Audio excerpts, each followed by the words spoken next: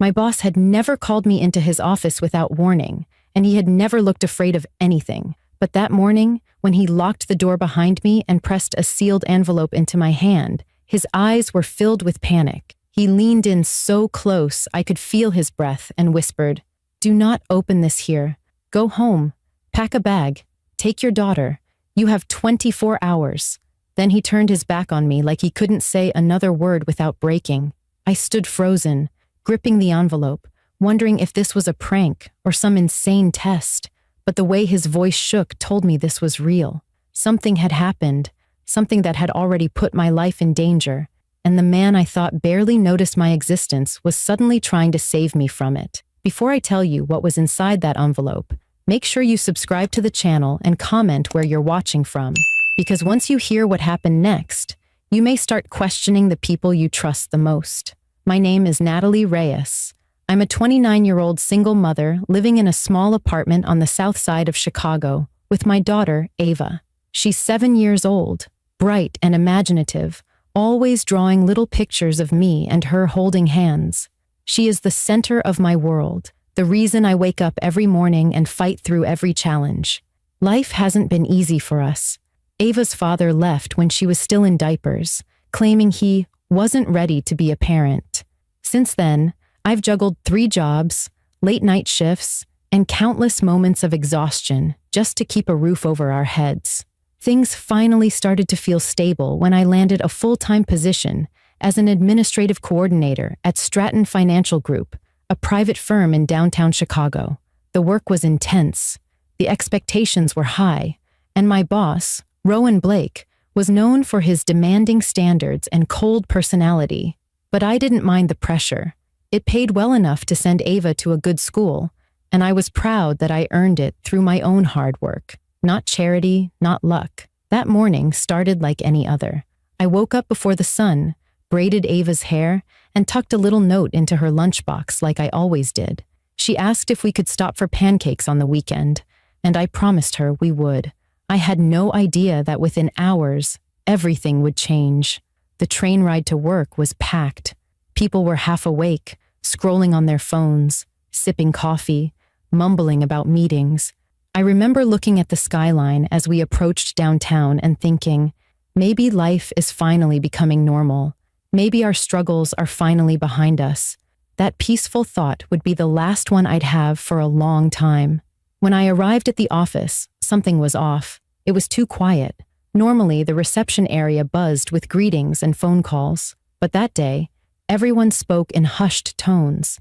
I even noticed 2 men in suits I had never seen before standing outside the executive elevators, watching everyone who passed. I tried to ignore it and headed to my desk. At 9:14 a.m., exactly, my phone rang. It was my boss's assistant. Her voice was tense. "Natalie, Mr. Blake wants to see you immediately." Before I could ask why, the line went dead. My chest tightened as I walked down the long hallway toward his office. I told myself it was probably about the quarterly reports or an upcoming audit. I had no reason to fear him. I had done nothing wrong. But when I stepped inside his office, everything changed. Mr. Blake was standing by the window, his back to me, shoulders stiff. He didn't greet me. He didn't even turn around at first. Finally, he faced me, and I saw it. Pure fear. His voice came out low and urgent. "Close the door, Natalie." He reached into his desk drawer, pulled out a sealed envelope, and pushed it across the table toward me. My name was written on it in bold black ink. He looked directly into my eyes and said, "Whatever happens today, do not panic, but you must do exactly as I say." In that moment, I understood. This wasn't about work. This was about survival. I held the envelope in my trembling hand as I stepped out of the building, each breath tight in my chest. The cold air hit my face, but it did nothing to clear the fog of confusion in my mind. My boss, a man known for showing no emotion, looked terrified when he handed it to me. His words echoed again and again. "Go home. Pack a bag. You have 24 hours." I didn't know if I was in danger or if someone was targeting my daughter. That thought alone made me grip the envelope even tighter. I hurried through the crowd, desperate to reach home. Every stranger's glance felt like a threat. I locked the apartment door behind me and double-checked it, then stood in the middle of the living room clutching the envelope. My heartbeat thundered in my ears as I slid my finger beneath the seal and tore it open. Inside were 3 things: a one-way plane ticket to Durango, Colorado, departing at 7:45 p.m. that night, a prepaid phone with a single number saved under the name Call Only This, and a photograph of my daughter Ava standing outside her school, taken that very morning. My blood ran cold. I was at work when this picture was taken. Someone had been watching her. There was also a handwritten note. The ink was slightly smudged as if it had been written in haste. They know what you saw. Do exactly as instructed. If you remain in Chicago after midnight, they will come for you and Ava. Trust no one. You are being watched. The phone slipped from my hand and hit the couch. My legs felt weak. What had I seen? I couldn't think of anything unusual. I had been working on financial transfer documents. Just numbers, spreadsheets, and client accounts. Nothing that seemed dangerous. But if this was connected to Ava, I couldn't waste a single second. I rushed to her school, keeping my head down, scanning every passing car. When I arrived, Ava was sitting in her classroom, happily coloring with her friends. Just seeing her little face eased the panic inside me, but only for a moment. I signed her out early and told her we were going on a surprise trip. She clapped her hands with excitement and asked if it was for ice cream. I forced a smile and told her she would find out soon. On our way home, I noticed a black SUV in the rearview mirror. It was several cars behind us, but every time I changed lanes, it followed. My heartbeat quickened. I didn't tell Ava to scare her, but I took a different exit and circled back onto another road. The SUV appeared again. My throat tightened. This was real. Whatever was happening, we were being followed. When we reached our apartment, I moved quickly. I told Ava to pack her favorite clothes and stuffed animals. She ran to her room joyfully, unaware that with every item she placed into her suitcase, we were racing against a silent clock. I packed essentials, documents, cash, and the envelope. The phone kept catching my eye like it was pulsing with urgency. I turned it on, and it immediately flashed a message across the screen. Do not call until you reach the airport. Just then, my regular phone buzzed. It was an unknown number. I hesitated before answering. A calm female voice said, "They are outside your building. Do not open the curtains. Leave through the back entrance. Take only 1 bag each. Say nothing to anyone. If you want your daughter safe, follow instructions." Before I could ask who she was, the call dropped. I went still for a moment, fear slamming into me so hard I had to grip the countertop to steady myself. This wasn't paranoia. This was targeted. They were watching us right now. I turned calmly to Ava and said, "Sweetheart, we're going out the back door, okay? It's a surprise adventure." She giggled, thinking this was a game. I guided her quietly down the stairwell, every creak of the steps making my heart leap. The building's back exit opened into an alleyway that led to a side street where I had parked my car. I held Ava's hand tightly as we moved quickly toward the car. As I buckled her seatbelt, I heard something that froze me in place. A man's voice from somewhere above us, speaking into a radio. It was faint, but I could make out a few words. "Target has moved. They have the child." Panic surged through me, but it also lit a spark of determination. If my boss risked everything to warn me, then the danger was real, and I couldn't afford to doubt him. I got into the driver's seat, started the engine, and pulled out as calmly as I could. I didn't know what waited in Colorado, or who had sent that woman's voice on the phone. All I knew was this: someone was trying to protect us, and someone else was hunting us. And the reason for all of it was buried somewhere in those financial documents. Something so big, so dangerous, that my ordinary life had just become a race for survival. The wheels of the plane lifted off the runway, and for the first time in hours, I exhaled. Not because I felt safe, but because there was no turning back. I watched Chicago shrink beneath the clouds and held Ava's hand. She rested her head on my arm, drifting to sleep, unaware that our entire life had just been uprooted. As the engines roared, I replayed everything in my head. My boss's eyes filled with fear, the photograph of Ava taken without my knowledge, and the unknown voice warning me our building was surrounded. Whatever this was, it went far beyond my job. It was bigger than financial fraud or corporate wrongdoing. It was personal, and it was deadly. When we landed in Durango, Colorado, the air was crisp and cold. The airport was small, surrounded by towering mountains capped with snow. People were moving at a slower pace than in Chicago, talking casually, sipping coffee. It almost felt peaceful, too peaceful for what I had just escaped. I pulled the prepaid phone from my pocket, turned it on, and dialed the only number saved inside. The phone rang once. A man's voice answered. "Leave the airport immediately. A black pickup truck will pull up. Get in. Do not speak until I tell you to." Then he hung up without another word. I grabbed our bags and rushed Ava outside. Within seconds, a black pickup truck approached the curb. The driver, a rugged man in his late 40s with sharp eyes and a face that had seen hard years, rolled down the window. "Natalie Reyes," he said, his tone firm but not unkind. "Get in." Every instinct told me to protect Ava at all costs. I studied his face. He wasn't hiding behind sunglasses.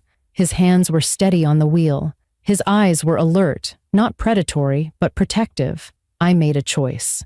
I buckled Ava in the back seat and climbed into the passenger side. "My name is Daniel Cross," he said once we were on the road.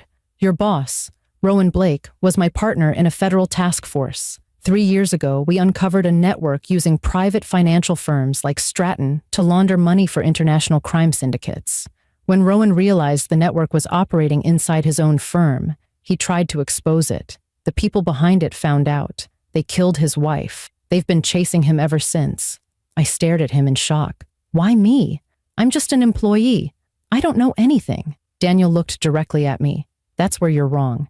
2 days ago, you processed a transfer request for a dormant account. When you flagged an irregularity, you unknowingly uncovered the account they've been using to hide millions. They saw the log. They know you accessed it. That makes you a loose end." My stomach knotted. I remembered the moment clearly. I had seen an account with no activity for years suddenly receive a transfer for $20 million from an overseas source. I asked the department head for clarification, and she told me to approve it and say nothing. I never imagined that single click would throw my life into chaos. I felt anger rising, battling the fear. "So they're doing all of this because they think I know something?" Daniel shook his head. "Not think. They are certain you saw enough to expose them. They do not take chances." The truck turned off the main road, climbing into the mountains. As pine trees surrounded us, Daniel continued. "Rowan knew you were being watched. He also knew if he made any direct move, they would eliminate you and your daughter. So he did the only thing he could. He used himself as a distraction to buy you time." The weight of his words hit me hard. My intimidating, distant boss, who I thought barely knew I existed, had risked everything to protect me. Daniel pulled the truck up to a secluded cabin, hidden among the trees. Smoke rose from the chimney. It looked like a place untouched by the world, a safe house.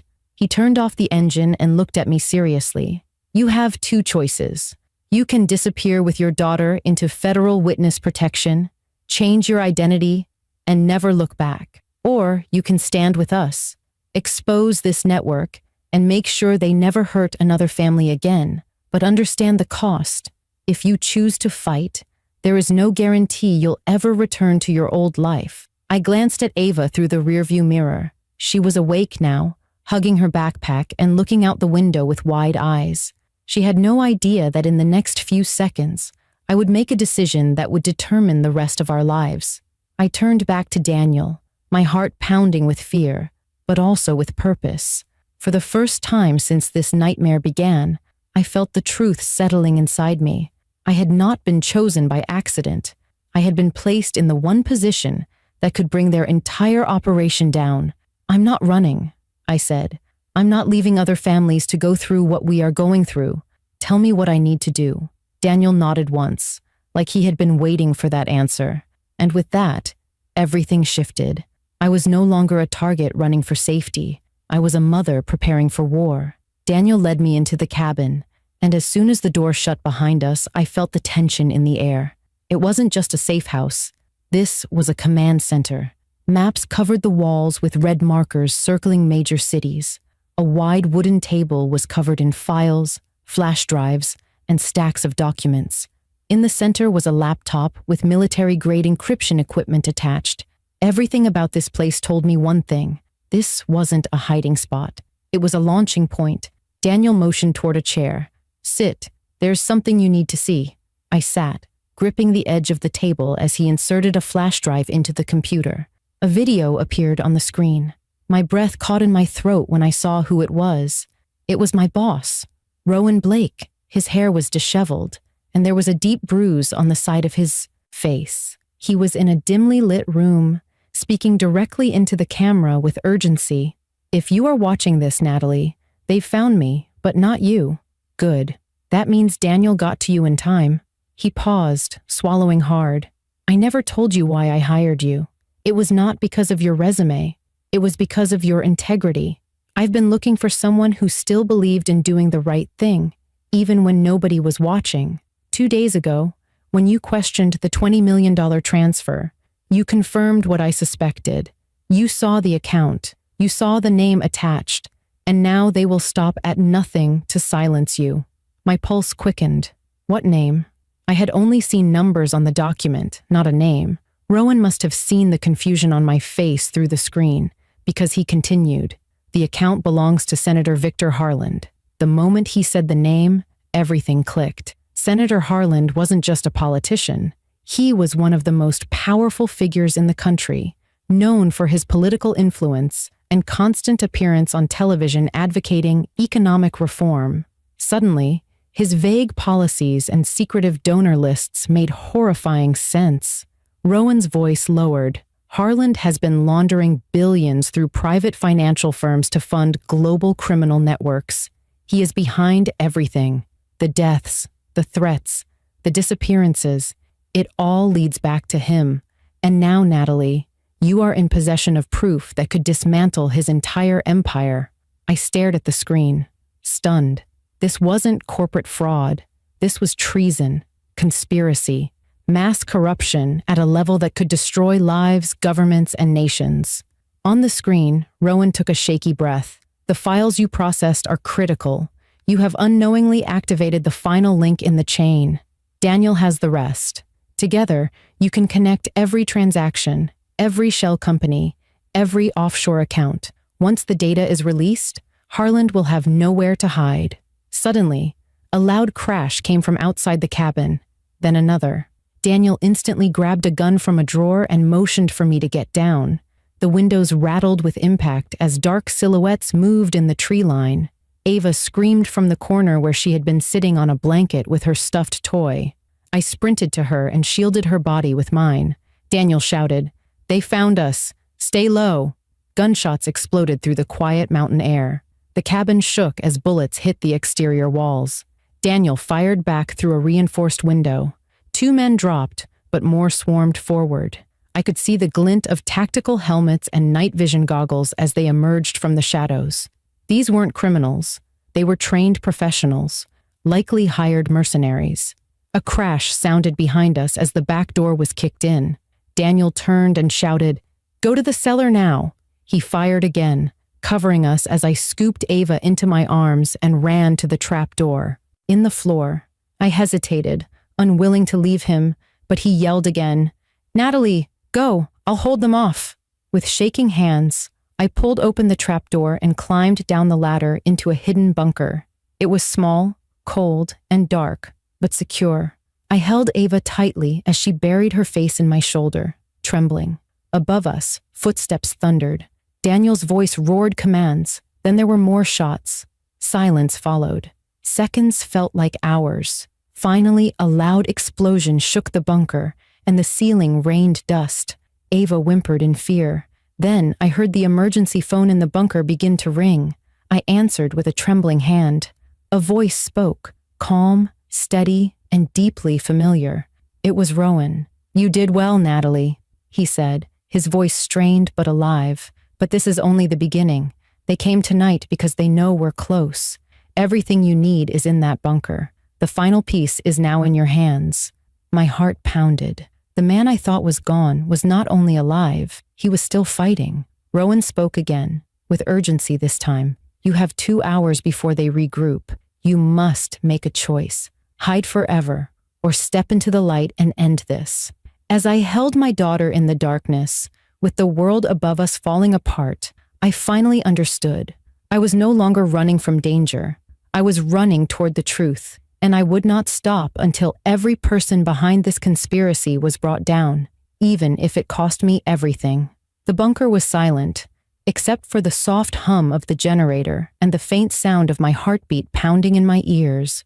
Rowan's voice echoed in my mind as I held Ava close. 2 hours. That was the time I had until they returned. 2 hours to decide whether I would disappear into a life built on fear and shadows, or rise up and expose the men who had destroyed so many lives. I stood and walked deeper into the bunker, where a long metal desk was lined with files, USB drives, and documents sealed with government insignias. Every piece of evidence was meticulously labeled, linking Senator Victor Harland and a network of high-ranking officials to offshore accounts, criminal organizations, and covert operations that had ended in the deaths of countless innocent people. Some of the victims were whistleblowers, others were family members, eliminated just for being too close to the truth. Daniel appeared at the top of the ladder, blood on his sleeve, but still standing. His voice was low but steady as he descended. They pulled back for now. They think the explosion took us out. We have a window, but not a big one. I looked at him and said the words that had already formed inside me. I'm not running anymore. This ends today. Daniel nodded once, like he had already known I would say that. He placed a secure satellite laptop in front of me and connected the final encrypted drive containing Rowan's master file. As the system powered on, an alert flashed across the screen. Press enter to begin full global data release. This was no simple upload. It was a chain reaction. Files were ready to be mirrored to every major news outlet, federal database, and international court in real time. Once initiated, there would be no stopping it. Names, bank transactions, audio recordings, everything would be exposed to the world. With Ava watching silently, her eyes wide with innocence and trust, I pressed the key. Immediately, status bars began filling, one by one. FBI, connected. Interpol, connected. Reuters, CNN, BBC, connected. The truth that had been buried for years was now racing across the world in a wave of justice. As the upload completed, I felt tears fill my eyes, not from fear, but from a sense of release. The monster hiding behind wealth and power could no longer hide. Every transaction and every crime now had a name attached to it. Suddenly, the emergency phone rang again. I answered, and Rowan's voice came through, weaker now, but filled with something I had never heard in him before. Peace. You've done it, Natalie. You ended what I couldn't, he said. I asked where he was, but there was a long pause before he replied. My time is done, but yours is just beginning. The world knows the truth because of you. Protect your daughter. Live your life freely. And never forget, you were chosen not because of what you knew, but because of who you are. The line went dead. Within hours, news alerts exploded across every screen. Federal agents arrested high-ranking officials. Senator Harland was detained at a private airstrip, attempting to flee the country. Protests erupted. The public demanded justice. Investigations opened globally, and government agencies were forced into transparency. It was one of the largest political takedowns in American history. But with the victory came a price. Daniel helped us relocate temporarily while security was placed around us. The government offered witness protection, new identities, and a new life anywhere we wanted. For the first time in months, I slept without fear. Ava slept peacefully beside me, clutching her stuffed animal, unaware that her mother had just changed the course of history. Weeks passed. The world adjusted to a new reality. And one morning, as I watched the sunrise over the quiet mountain horizon, Ava climbed into my lap and looked at me with her bright green eyes. Mom, she said softly, are the bad people gone now? I held her close and replied, they're gone, and they won't hurt us ever again. In that moment, I understood something deeply. This wasn't a story about running from fear. It was a story about facing it, about standing up when it would have been easier to hide, about an ordinary woman who chose to fight for the truth because the truth matters. Not everyone will be called to expose global corruption, but everyone, at some point in their life, will face a moment when they must choose between fear and courage, between silence and truth, between surviving and truly living. And when that moment comes, I hope they remember this story, not as a tale of danger, but as proof of what one person can do when they refuse to break. My name is Natalie Reyes. I was never a hero. I was a mother who loved her daughter, and that love made me fearless. If this story moved you, make sure you subscribe now and tell me in the comments where you're watching from, because the next story may be happening in your city, your workplace, or your life.